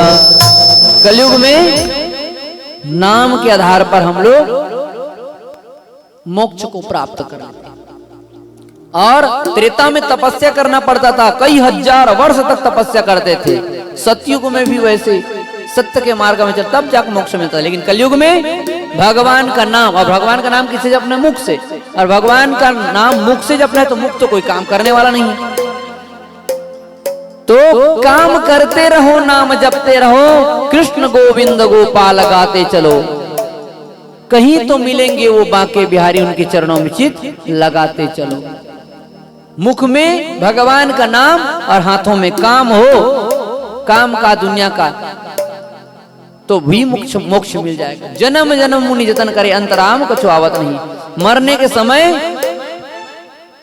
एक बार भगवान का नाम मुख में आ जाए तो मुक्ति मिल जाती। लेकिन कई जन्मों से हम लोग तड़प रहे हैं, क्योंकि समय देखते हुए कई सारे भजन भी हैं, कई जन्मों से बुला रहे हैं, कोई तो रिश्ता जरूर होगा, और तुम ही तो मेरे माता पिता हो, तुम ही तो मेरे बंधु सखा हो। कई जन्मों से हम लोग भगवान को पाने की कामना कर रहे हैं, लेकिन हम लोग छोटे छोटे कारण से भटक जाते हैं।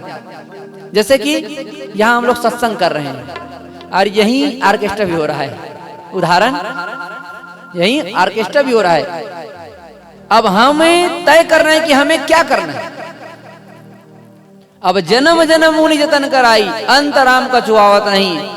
7 दिन कथा श्रवण करेंगे हम लोग, और अचानक से 8वें दिन में ऑर्केस्ट्रा हो जाए। फिर अब हम लोग ऑर्केस्ट्रा गए तो 7 दिन का क्या हो गया, सब बराबर। तो वो थोड़ी ना है जन्म जन्म, तो जन्म जन्म में एक जन्म तो ऑर्केस्ट्रा देख ली। तो जीवन में सत्संग हर किसी को नहीं मिलता है ना। अब बगिया में हर फूल एकदम ताजा नहीं होता है, और हर इंसान एक बराबर नहीं होता है। सैले सैले न मौनिक का मौतिकतम न गजे गजे। प्रत्येक जंगल में चंदन का वृक्ष भी नहीं होता है, और प्रत्येक गांव में सज्जन इंसान भी नहीं होता है। होता है क्या? अब अच्छा व्यक्ति बहुत कम होते हैं, और अच्छा व्यक्ति कम होते हैं, और वो सबसे दूर होते हैं। जैसे जंगल में शेर होता है एक, और शेर जब भी आप फॉरेस्ट वालों से पूछना, शेर अकेला ही रहना पसंद करता है, और संत अकेला रहना पसंद। संत साधु खोजे चुप तो धोबी खोजे धूप, बोलते हैं ना अक्सर। संत यही चाहता है कि कोई मेरे से बात ही ना करे, और धोबी यही चाहता है कि कस के धूप हो तो मैं कस के कपड़ा सुखाऊं और खूब पैसा कमाऊं। संत कहते नहीं, एकांत वासा और झगड़ा न झांसा। जीवन में संत एकांत वास करता है, इसलिए देखना संत महात्मा की टोली में कोई घुस नहीं सकता। अभी फिर उदाहरण दे देता हूँ, वहां कुंभ मेला में सब संतों की टोली को बुलाया है। आप लोग संत के साथ नहीं रह सकते, आप दर्शन करने जा सकते हो, लेकिन उनके साथ नहीं रह सकते हो, न रखने देंगे वो लोग, न रखेंगे। उनका एक अलग ग्रुप होता है जिसमें वो लोग ही सत्संग करते हैं, और जब इच्छा होती है उनके अंदर कि हाँ अमुक गांव में जाकर के हम कथा कराएं और सबको जोड़े, तब हमें सुन सकते हो। तो इसीलिए जब गांव में ब्राह्मण संत साधु आए तो उनके पीछे लग जाना चाहिए, क्योंकि ये बड़े मुश्किल से मिलता है, मुश्किल से मिलता है ना। मेरे को रोज रोज बुलाओगे 1 महीना तो रोज के रोज दक्षिणा देना पड़ेगा, बोलूंगा तो सब पीछे हट जाओगे। तो बड़े मुश्किल से मिलता है, ये बड़े भाग्य से मिलता है संतों का संग और सत्संग, ऐसे नहीं मिलता है। दुनिया को समझने के लिए बहुत समय लगता है, और बहुत समय तब लगता है जब हम लोग सत्संग नहीं करते हैं, और जब हम सत्संग करते हैं तो दुनिया समझ में आ जाती है ना। जैसे कलाकार व्यक्ति होता है, कोई भी कलाकार व्यक्ति है, इन लोगों को भी, हमारे पास भी कलाकार है, इन लोगों को अगर बुलाएंगे कोई ऑर्केस्ट्रा में गाना गाने के लिए जाएंगे, इनका कार्य है, लेकिन इनको चुनना है। ये लोग भक्ति भी कर रहे हैं, वो भी कर रहे हैं, लेकिन चुनना क्या है अपने को, हमें अच्छा काम करना है क्या गलत काम करना है। उसी प्रकार एक भक्त में वो गुण होना चाहिए, क्या सही है और क्या गलत है, क्या सत्संग है और क्या असंग है। संग कितने प्रकार के हैं? 3, संग, असंग और कुसंग। संग संतों का करिए, संग किसका करिए? अच्छे इंसान का। गांव में हो तो अच्छे इंसान का संग करिए। सत्संग संतों का करिए, और कुसंग पापी लोगों का करिए। जिसको कुसंग करना है वो पापी लोगों के साथ जुड़ जाइए, वो ऑटोमेटिक सिखा देंगे आपको किस प्रकार से गलत करना है, किस प्रकार से डकैती करना है, किस प्रकार से चोरी करना है, चोर सिखा देंगे। और संतों के साथ बैठोगे तो किस प्रकार से परमात्मा को प्राप्त करना है, किस प्रकार से सत्संग करना है, किस प्रकार से पूजन करना है, किस प्रकार का भजन गाना है, किस प्रकार से नित्य करना है, ये सब सत्संग के माध्यम से सिखा देंगे। और सज्जन व्यक्ति का संग, सज्जन व्यक्ति का संग करोगे तो सज्जन व्यक्ति सबको धर्म के मार्ग में कैसे चलना है और कैसे आचार विचार रखना है समाज में, ये अच्छा व्यक्ति सिखाएगा। तो ये 3 प्रकार के संग होते हैं, है ना। तो संग हमें अच्छे लोगों को करना चाहिए। आत्मदेव जी महाराज उसी प्रकार उसी दिन समझ जाते कि पुत्र के बिना भी मुझे मुक्ति मिल सकती है, तो आज उनको ये दुख और ये दिन देखना नहीं पड़ता। गोकर्ण जी महाराज संतों की महिमा बताए। आत्मदेव जी महाराज अपने नगर और अपने परिवार, अपने पत्नी को छोड़ करके जंगल की ओर निकल गए, और भगवान नाम का गीत गाते हुए वे आनंद मस्त मगन होकर के जंगल में भजन करना चालू कर दिए। और जैसे पति का जाना हुआ जंगल में, धुंधली देवी अकेली हो गई। जब तक घर में पति हो तब तक बच्चे लोग भी माँ से जबान नहीं लड़ा सकते, है ना। अगर पति चला जाए तो लोग उनको दबाने का प्रयास करते हैं, है ना। जिनका पति ना उनको, उनकी पत्नी को दबाने का प्रयास करते हैं, उनको भटकाने का प्रयास करते हैं लोग। तो ये तो नंबर 1 का चोर निकला। कौन? धुंधकारी। तो अपने माँ को डरा धमका करके वे पैसा मांगते थे, सोना चांदी था उनको मांगते थे, और मारते भी थे। धुंधकारी पुत्र वही है जो अपने माता पिता के ऊपर हाथ उठाता है, अपने माता पिता को मारता है, अपने माता पिता से झूठ बोलता है और अपने माता पिता का अपमान करता है। ये कलयुग काल में वही धुंधकारी है। नंबर 1 का चोर निकला और अपने माँ को मारने के लिए एक दिन दौड़ाए, तो उनकी माँ दौड़ते दौड़ते रात के अंधेले में एक कुएं में गिर करके वहीं प्राण त्याग दिया। इस प्रकार से धुंधली देवी की मृत्यु हो गई। अब तो धुंधकारी घर में जितना सामान था सब बेच दिए। और 5 वेश्याओं को, गणिकाओं को अपने घर में ला लिए और पाप में लीन हो गए। प्रत्येक दिन उन गणिकाओं को रखने के लिए, अपने घर में रखने के लिए डकैती, चोरी करता था और उनके साथ रहता था। घोर पाप में लिप्त हो गए। देखो, पाप जब बढ़ता है ना, हमारे अंदर पाप करने का भाव जब उत्पन्न होता है तो एक के बाद एक के बाद एक के बाद होता है। और जब अच्छे काम करने की इच्छा होती है तो एक के बाद एक। उसी प्रकार एक ब्राह्मण को किसी चीज का ज्ञान होता है तो उसके बाद वो एक के बाद एक ज्ञान प्राप्त करना चाहता है। उसी प्रकार कोई कलाकार है, उसको एक से एक कला मिला तो उसके बाद और एक से बाद एक के बाद एक के बाद बढ़ना चाहता है। उसी प्रकार पापी इंसान होता है जो एक के बाद एक पाप करना चाहता है। उसी प्रकार लोभी इंसान होता है, एक के बाद एक बिजनेस बढ़ा बढ़ा पैसा कमाना चाहते हैं। उसी प्रकार एक चोर होता है, एक के बाद छोटी चोरी करेगा, उसके बाद बड़े चोरी, डकैती ऐसे करना चालू कर। उसी प्रकार ये पाप बढ़ता गया। धुंधकारी एक दिन राजा के घर में जाकर के चोरी किए और राजा के घर में चोरी किए तो गणिकाओं को पता चला कि आज राजा का धन हाथ मार के आया है।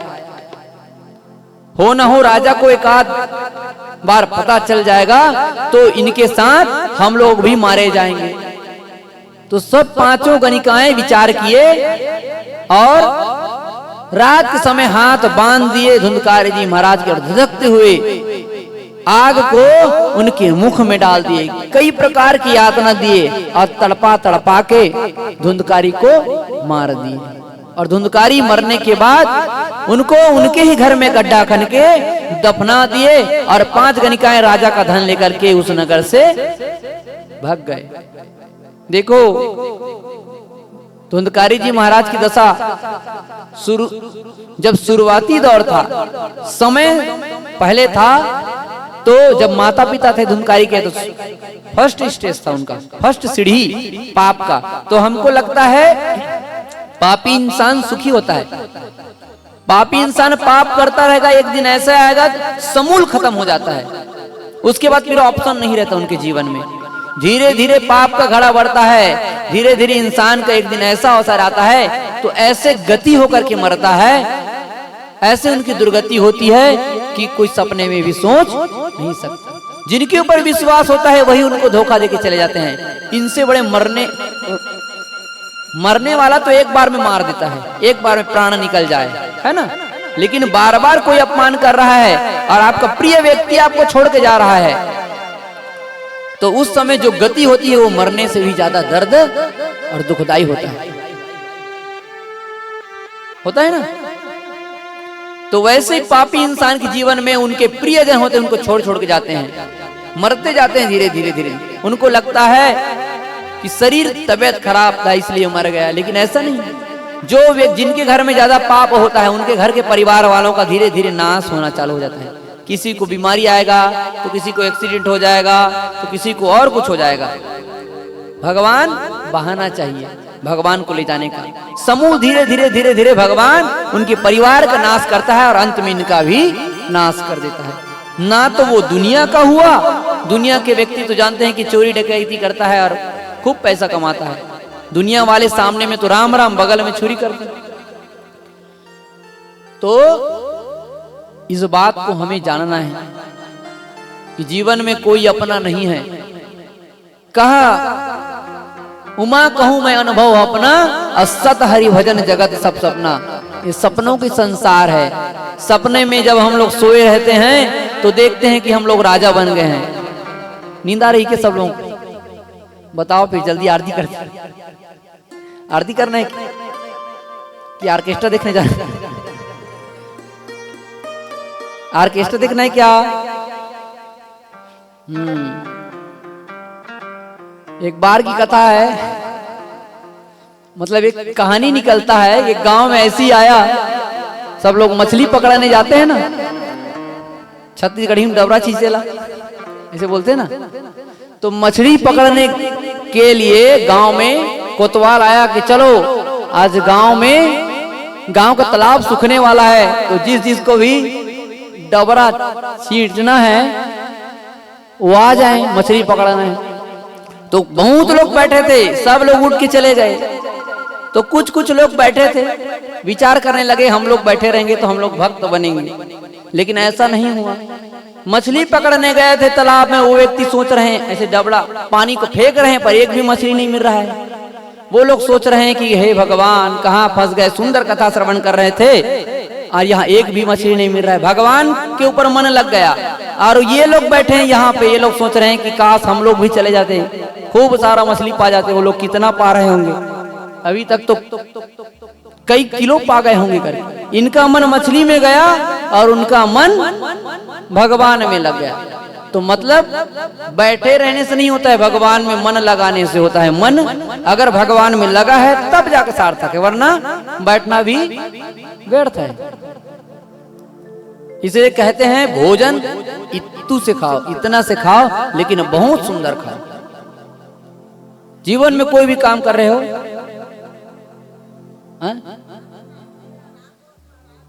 अच्छा आरती, हाँ तो इस प्रकार से जीवन में ये सबको जानना है। एक साथ कर लूं ना, भागवत के साथ में आरती कर लूं, भागवत के भी आरती हो जी। आज तो जागीज भगवान है, सुधबे नहीं करे भगवान, हमन आगे तक कहां से थी। भगत सोई नहीं है तो भगवान कैसे सो जाइए, भगत मन सुलावो तो भगवान सोई है नहीं। भगत के वश में है भगवान। अब तू बताओ भुला जा तो, भगत के वश में है भगवान, हमारे वश में है भगवान। जब मन लगी तब जगा दे वो, जब मन लगी तब सुता दे वो। ये महाराज के ऊपर डिपेंड करते। तो धुंधकारी जी महाराज भूत बन गए, भूत बन गए। जो अल्पकाल मृत्यु इसी को बोलते हैं, जिनका समय नहीं हुआ है और जिनका कर्म बिगड़ गया है उनको उनकी अल्प मृत्यु होती है। जिनके पुनरति जन्मम पुनरति मनम जठरे गठरे सैनाम, है ना, पूर्व जन्म के पाप अब ये जन्म के पाप एकत्रित हो जाते हैं, बहुत बढ़ जाते हैं, तो फिर अल्प मृत्यु होती है। और अल्प मृत्यु होती है तो उनके लिए श्रीमद् भागवत महापुराण क्या है, मुक्ति का एक सर्वश्रेष्ठ साधन है। जिनके घर में अगर कोई अल्प मृत्यु हुई हो तो उनके घर में भागवत कराने से उस आत्मा की मोक्ष होती है, मृत जो मृत व्यक्ति होता है उनकी मुक्ति होती है। इसलिए श्रीमद् भागवत महापुराण मरना सिखाती है कि किस प्रकार से मरना चाहिए। राजा परीक्षित किस प्रकार से मरे, सत्संग करके, जीवन में सत्य को धारण करके जो मर जाते हैं उनकी मृत्यु नहीं होती है, उनको ब्रह्मलीन बोला जाता है। साधु संत को बोलते हैं ना, साधु संत को कभी भी मर गए नहीं बोलते, उनको ब्रह्मलीन बोलते हैं। ब्रह्म को जानते जानते ब्रह्म में विलीन हो जाना, उसको ब्रह्मलीन बोलते हैं। उसी प्रकार भक्त कभी मरते नहीं है। अगर भक्त मरते तो ध्रुव तारा के आज पहचान नहीं होता। जितने भी संत हैं वे तारा मंडल बन के हैं। ध्रुव तारा ध्रुव जी से लिया गया, जो कभी उनका रहना, उनका चमक, उनका आने का टाइम देखना अलग होता है। तो धुंधकारी भूत बन गया अपने पाप के कारण, और जो घर था वो खंडहर बन गया। और इधर गोकर्ण जी महाराज जैसे उनका पाप बढ़ा उसी समय वो निकल गए थे यात्रा करने के लिए, तो इनको पूरा अकेला मिल गया समय। तो इतना पाप कर लिया, और इतना पाप करने के बाद गति क्या हुआ, भूत बन के घूम रहा है नगर नगर। कोई उनके घर में नहीं जाता था, खंडहर हो गया था। गोकर्ण जी महाराज को जैसे ही पता चला कि मेरे भाई धुंधकारी का मृत्यु हो गया है, तो उधर ही गंगा घाट पे गया श्राद्ध कराए, गया श्राद्ध कराए, अनेक पिंड दान किए। और पिंड दान करने के बाद, गया श्राद्ध कराने के बाद जब वो वापस आए अपने गांव में, तो आकर के अपने ही घर में सो गए। कहने लगे अपना घर चाहे छोटा रहे चाहे बड़ा रहे, नींद तो वहीं आएगी। अपना घर छोटा रहे या बड़ा रहे, नींद तो वहीं आएगी। संसार क्या है, हमारा घर है, हमारा घर संसार नहीं है। देख लेना, इस संसार में हम लोग मुसाफिर हैं। मुसाफिर बाहर में क्या रहता है, दुखी रहता काशी जाओ, बनारस जाओ, कितना भी किराए में रह जाओ, जब तक पैसा रहेगा तब तक आपको सुख मिलेगा, फिर नहीं मिलने वाला सुख। हम मुसाफिर हैं और मुसाफिर व्यक्ति कभी सुखी नहीं रहता है। और जैसे ही मुसाफिर व्यक्ति अपने घर में जाता है और घर में जाने के बाद जो उनको नींद आएगी, जो उनको स्वतंत्रता का अनुभव होगा, उनको फिर मुसाफिर ही जान सकता है, वो व्यक्ति ही जान। अनेकों प्रकार की आवाज, विलाप की आवाज, कभी चिल्लाने का आवाज, नाना प्रकार की आवाज निकाल निकाल करके गोकर्ण जी महाराज को डराते थे। गोकर्ण जी महाराज तो भयभीत हो गए, ये कौन सा जीव है, कौन से आत्मा है जो भटक रहा है, इतना विकराल है। तो आत्मज के पुत्र गोकर्ण जी महाराज ने अभिमंत्रित जल छिड़क करके जैसे ही उस आत्मा के ऊपर छिड़के तो वो बोल पड़े, भाई हे गोकर्ण भैया, मैं तो आपका भ्राता धुंधकारी हूं, मेरी प्रेत योनि में मेरा मृत्यु हो चुका है, मैं प्रेत योनि में भूत बन के भटक रहा हूं, मेरा मुक्ति का कोई कारण निकालो, मेरे मुक्ति का कोई उपाय ढूंढो। गोकर्ण जी महाराज कर रहे धुंधकारी, लेकिन भ्राता मैं तो आपके नाम का कई बार पिंड दान कराया, आपके नाम से गया श्राद्ध कराया, फिर भी आपका मोक्ष नहीं हुआ, क्योंकि गया श्राद्ध कराने से सीधा मुक्ति मिलता है, गंगा में पिंड दान करने से तुरंत मुक्ति मिलता है, लेकिन अभी तक मुक्ति नहीं मिला। कहने लगे गोकर्ण भैया, मैं पापी नहीं हूं, मैं महापापी हूं, नंबर 1 का हूं, इसलिए मेरा मुक्ति नहीं हुआ। मेरा मुक्ति का उपाय आप ढूंढ के निकालो, आप मंथन करके निकालो। गोकर्ण जी महाराज कह रहे कि हमें कुछ वक्त दीजिए। गोकर्ण जी महाराज प्रार्थना करके वहां से चले गए। सुबह हुआ तो सूर्य नमस्कार करके गोकर्ण जी महाराज सूर्य देव की आराधना किया। सूर्य देव की आराधना किए तो सूर्य देव महाराज कहने लगे, गोकर्ण जी महाराज श्रीमद् भागवत महापुराण,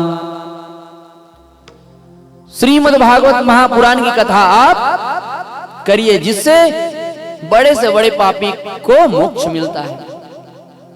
और गोकर्ण जी महाराज सब ग्रामवासी को एकत्रित किए और सब वृतांत सुनाए, और ऐसे ही 7 गांठ के बांस और 7 नारियल बनाए। ऐसे आपके सामने बनाए ना, ऐसे बनाए। क्यों बनाया जाता है? क्योंकि भूत किसका स्वरूप होता है? हवा का। हवा मतलब नेगेटिविटी।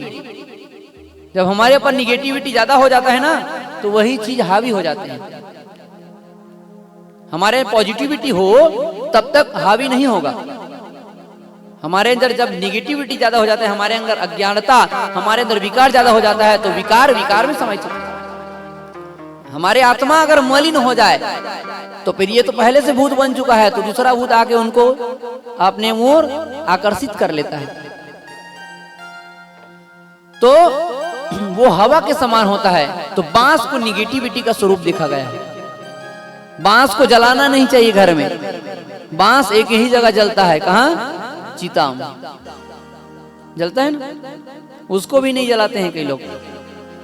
तो इसलिए बांस में निगेटिविटी का वास ज्यादा होता है। बांस के पेड़ में, बेर के पेड़ में, बरगद के वृक्ष में, रात्रि के समय इसमें ज्यादा वास होता है।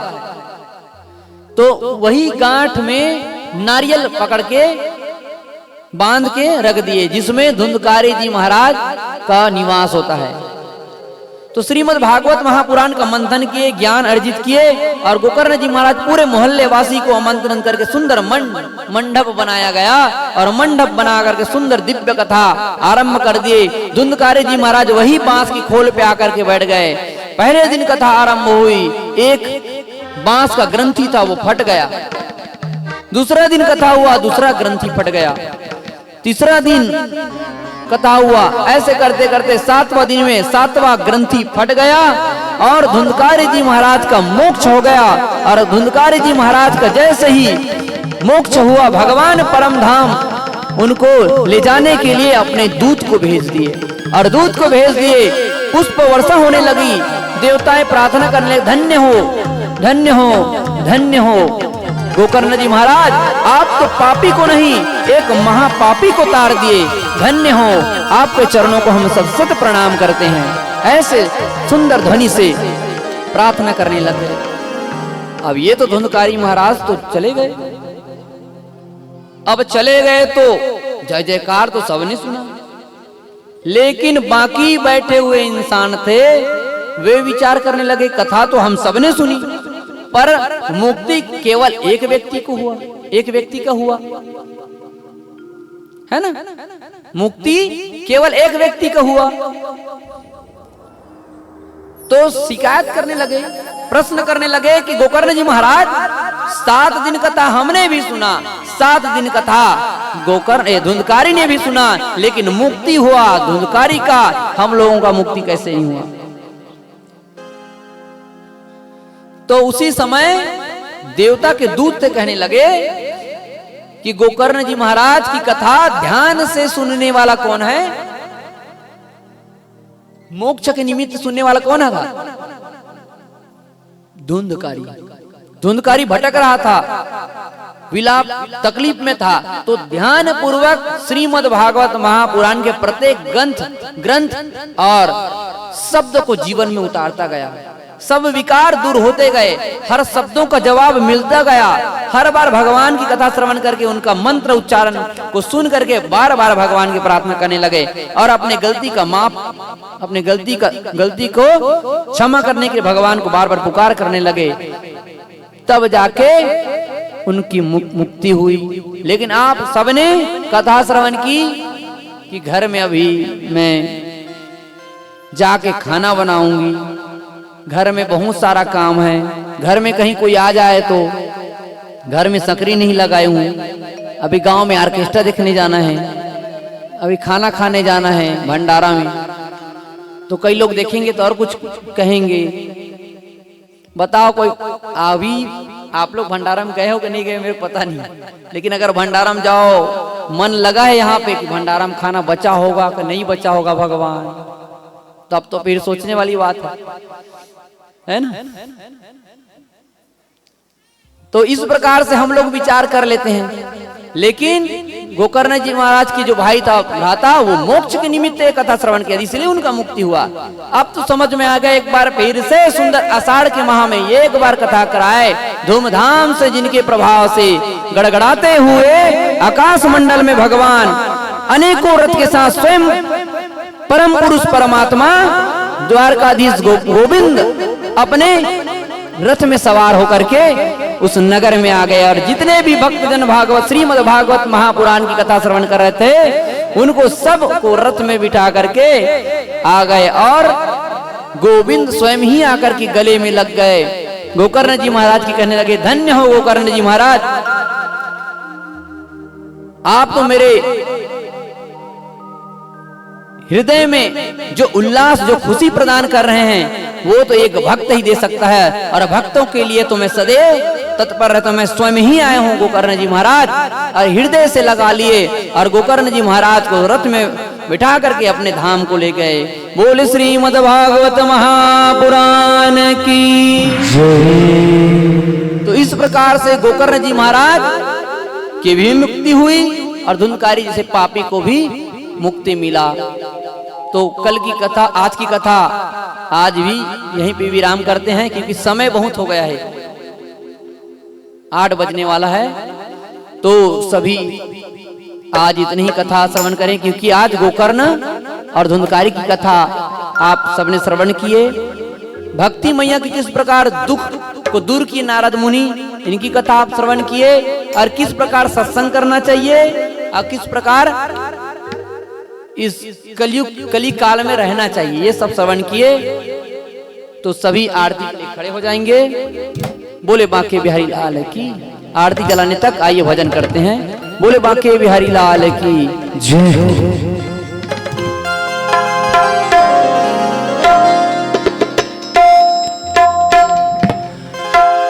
जो होगा वही पाएगा, तेरा किया आएगा, सुख दुख है क्या फल कर्मों का, जैसे करने वैसे भरने, जैसे करने वैसे भरने, जैसे करने वैसे भरने, जैसे करने वैसे भरने। जो कोई